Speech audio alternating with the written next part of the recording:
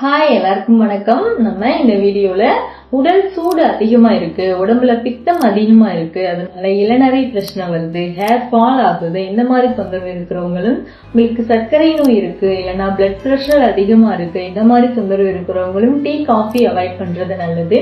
நீங்க எல்லாரும் டீ காஃபிக்கு பதிலாக என்ன எடுத்துக்கலாம்னு நம்ம இந்த வீடியோல பார்க்க போறோம்.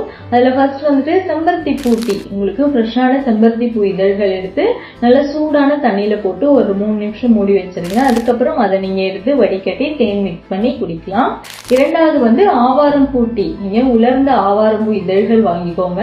அது ஒரு 2 ஸ்பூன் போட்டு ஒரு 4 டம்ளர் தண்ணி விட்டு நல்லா கொதிக்க வச்சு 1 டம்ளர் ஆனதுக்கு அப்புறம் வடிகட்டி நீங்க அதுல தேன் மிக்ஸ் பண்ணி குடிக்கலாம்.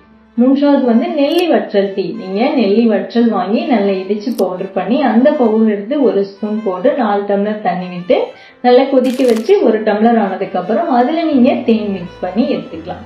இந்த 3 டிப்ஸும் ட்ரை பண்ணி பாருங்க, நல்ல இம்ப்ரூவ்மெண்ட் கிடைக்கும்.